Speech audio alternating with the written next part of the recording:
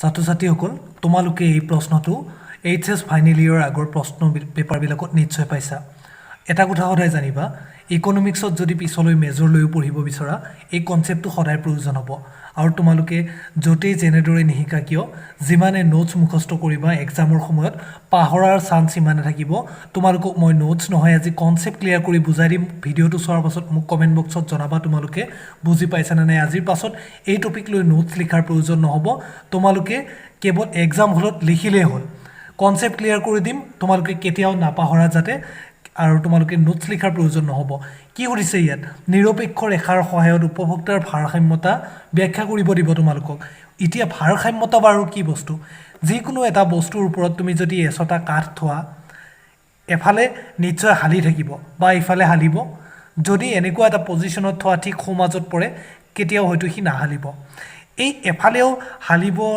যেতিয়া টেন্ডেন্সি নাথাকিব হেইটোৱে ভাৰসাম্যতা আমি ইকনমিক্সত যেতিয়া পঢ়ো এজন উপভোক্তাই দুটা বস্তু ক্ৰয় কৰে বুলি আমি ধৰি লওঁ বস্তু দুটা আমি x বা y হিচাপে ক'ব পাৰো সামগ্ৰী 1 বা সামগ্ৰী 2 বুলিও ক'ব পাৰো জেনেদৰে নোকোৱা কিয় উপভোক্তাজনে দুয়োটা মই x আৰু y বুলি ধৰি ললো এই দুয়োটা সামগ্ৰীৰ বিভিন্ন গোট ক্ৰয় কৰিব পাৰে ধৰি ললো তেও x সামগ্ৰী বিধৰ 5টা গোট ললে y সামগ্ৰী বিধৰ 3টা গোট ললে এতিয়া তোৰ মনেৰে ইচ্ছা কৰিব পাৰে যে আৰু এটা y গোট পালে ভাল আছিল কিন্তু তেও তাৰ বাবে কি কৰিব লাগিব বাৰু x ৰ কিছু অংশ কমাই ল'ব লাগিব তাৰ কাৰণ হল ইকনমিক্সত আমি আৰু এটা এজাম্পশন লওঁ যে উপভোক্তাজনৰ যি বাজেট হে সীমিত থাকিব ফিক্স থাকিব তেও ইচ্ছামতে বাজেট বঢ়াব নোৱাৰে বাজেট ফিক্স থাকিলে এটা সামগ্ৰীৰ বঢ়াব হলে আনটো কমাবই লাগিব ঠিক আছে অৰ্থাৎ তেও এতিয়াও কি হোৱা নাই উপভোক্তাজন ভাৰসাম্য অৱস্থাত নাই তেও এটাৰ বেছি বিচাৰিছে ফলত তেও এইটো সামগ্ৰী কমাই আনটোৰ ল'ব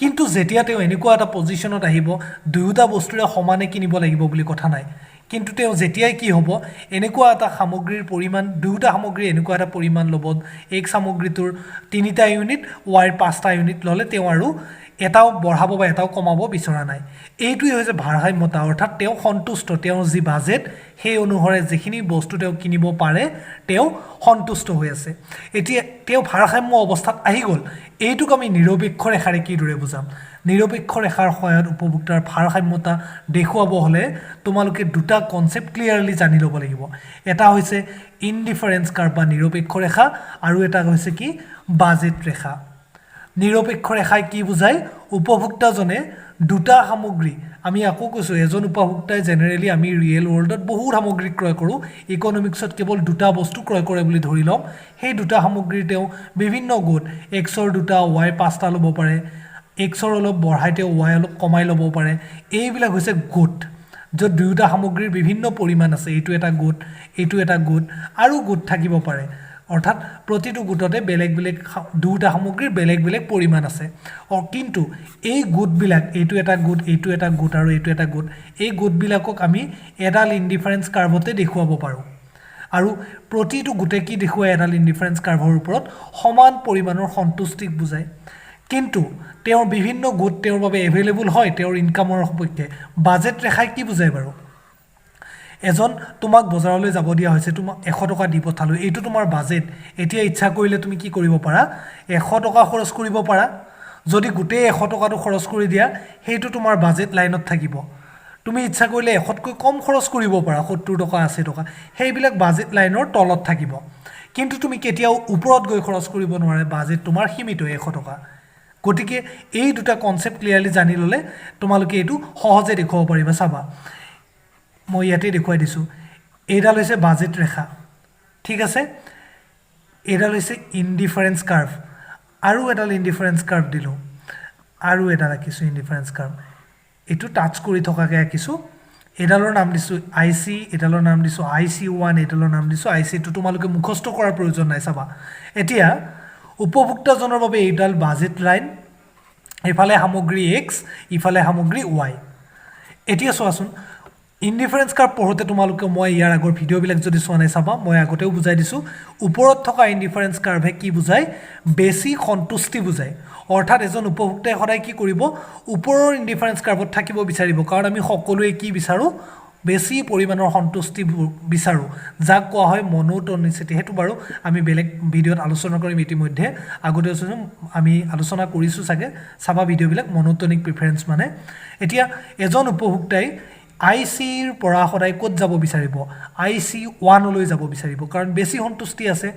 তাৰ পৰা আকৌ IC2 লৈ যাব বিচাৰিব। এতিয়া এটা কথা মন কৰিবা, এজন উপভোক্তাই এই উপভোক্তাজনে ইচ্ছা কৰিলে এই ইনডিফাৰেঞ্চ কাৰ্ভডালত থাকিব পাৰে, কাৰণ কি আছে ইয়াত এই বাজেট ৰেখাডালৰ ভিতৰতে আছে। এইখিনি খৰচ তেওঁ কৰিব পাৰে, এইটো কম্বাইনেশ্যন ল'ব পাৰে। এই কম্বাইনেশ্যনবিলাকে কি বুজাই চাবা, এইটো কম্বাইনেশ্যনে কি বুজাইছে, এইখিনি পৰিমাণৰ Y সামগ্ৰী আৰু এইখিনি পৰিমাণৰ X সামগ্ৰী লোৱা বুজাইছে। এই কম্বাইনেশ্যনটোৱে Xৰ অলপ বেছি পৰিমাণ বুজাইছে, কিন্তু সেই বেছি পৰিমাণ ল'ব যাতে Y অলপ কমাই ল'ব লগা হৈছে। নিশ্চয় বুজিব পাৰিছা। এই কম্বাইনেশ্যনবিলাক ল'ব পাৰিব, কিন্তু এই কাৰ্ভডাললৈ কেতিয়াও যাব নোৱাৰে উপভোক্তাজন, কাৰণ এই ইনডিফাৰেঞ্চ কাৰ্ভডালত বেছি সন্তুষ্টি পাব হয়, কিন্তু বাজেট ৰেখাৰ ওপৰত গুচি গ'ল, সম্ভৱে নহয় সেই কম্বাইনেশ্যনবিলাক ল'বৰ বাবে। গতিকে এইডাল আমি কেঞ্চেল কৰি দিলোঁ।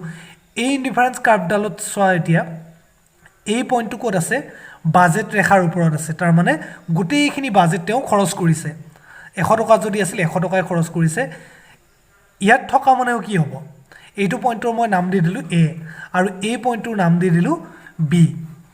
এই পইণ্টটোৱে কি বুজাইছে? বাজেট ৰেখাতে আছে। এই পইণ্টটোও বাজেট ৰেখাত আছে। এই পইণ্টটোৰ নাম দিলোঁ E, এই পইণ্টটোৰ নাম দিছোঁ A। A পইণ্টটো, E পইণ্ট আৰু B পইণ্ট গোটেইকেইটা বাজেট ৰেখাৰ ওপৰত আছে, অৰ্থাৎ উপভোক্তাজনৰ কাৰণে এই গোটেইকেইটা কম্বাইনেশ্যন লোৱাটো সম্ভৱ, কিন্তু তেওঁ এটা কম্বাইনেশ্যনহে ল'ব পাৰিব।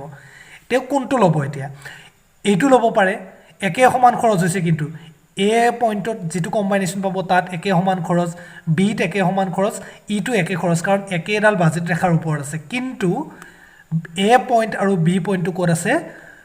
এই IC, অৰ্থাৎ এইডাল ইনডিফাৰেঞ্চ কাৰ্ভৰ ওপৰত আছে, যিডাল নেকি নাম হৈছে IC, কিন্তু এই পইণ্টটো আছে তাৰ ওপৰৰ ইনডিফাৰেঞ্চ কাৰ্ভৰ ওপৰত। অৰ্থাৎ তেওঁ একে পৰিমাণ খৰচ কৰিছে যদিও E পইণ্টটোত গ'লে তেওঁ লাভ আছে। কিয়? তেওঁ এডাল হায়াৰ ইনডিফাৰেঞ্চ কাৰ্ভ, ওপৰত থকা ইনডিফাৰেঞ্চ কাৰ্ভৰ ওপৰত আছে, য'ত তেওঁ বেছি সন্তুষ্টি লাভ কৰিব। অৰ্থাৎ একে বাজেট খৰচ, অৰ্থাৎ একে সমান পইচা খৰচ কৰি তেওঁ এই পইণ্টত বেছি সন্তুষ্টি পাব পাৰিব, আৰু ইয়াতকৈ ওপৰলৈ যাব নোৱাৰে, আৰু তললৈ কেতিয়াও আহিব নিবিচাৰিব। গতিকে তেওঁৰ বাবে যিমান সম্ভৱ উপভোক্তাজনৰ বাবে তেওঁ সেই ইনডিফাৰেঞ্চ কাৰ্ভডালত তেওঁ থাকিব বিচাৰিব, য'ত বেছি সন্তুষ্টি পাব। গতিকে আমি উপভোক্তাৰ ভাৰসাম্যতা ক'ত বুলি ক'ম? এতিয়া এত নহয়, কাৰণ A পইণ্টটো যদিও বাজেট ৰেখা B এৰ ওপৰত আছে, কিন্তু তেওঁ ইনডিফাৰেঞ্চ কাৰ্ভডাল লোৱাৰ ইনডিফাৰেঞ্চ কাৰ্ভ, তলৰ ইনডিফাৰেঞ্চ কাৰ্ভ। B পইণ্টটো একে বাজেট ৰেখাত আছে যদিও তলৰ ইনডিফাৰেঞ্চ কাৰ্ভ ICতে আছে। এই পইণ্টটো, E পইণ্টটো যদিও একেডাল বাজেট ৰেখাত ওপৰৰ ইনডিফাৰেঞ্চ কাৰ্ভত আছে। গতিকে তেওঁ ক'ত থাকি বেছি সন্তুষ্টি পাব? ইত থাকি। গতিকে তেওঁৰ ভাৰসাম্য ইয়াতেই প্ৰতিষ্ঠা হ'ব, তেওঁ ইয়াৰ পৰা আৰু বেলেগ পইণ্টলৈ যাব নিবিচাৰিব। এতিয়া তোমালোকে নিশ্চয় বুজিব পাৰিছা। মোৰ অলপ কপিটো লেতেৰা হ'ল, কিন্তু লেতেৰা হ'লেও তোমালোকে যদি বুজিব পাৰিছা মোক কমেণ্ট বক্সত জনাবা, আৰু এতিয়াও যদি কিবা কনফিউজন আছে মোক জনাবা তোমালোকে কমেণ্ট বক্সত, আৰু তোমালোকে মোৰ হোৱাটছএপ গ্ৰুপত জইন হৈ ল'বা। প্ৰশ্ন থাকিলে প্ৰশ্ন কৰিবা, মই উত্তৰ দিবলৈ চেষ্টা কৰিম। গতিকে ভিডিঅ'টো যদি ভাল পাইছা লাইক কৰিবা, ফ্ৰেণ্ডবিলাকৰ লগত শ্বেয়াৰ কৰিবা, মোৰ চেনেলটো ছাবস্ক্ৰাইব কৰিবা, আৰু এই সম্পৰ্কীয় নোটছ যদি বিচৰা তোমালোকে মোক কমেণ্ট বক্সত জনালে হ'ল।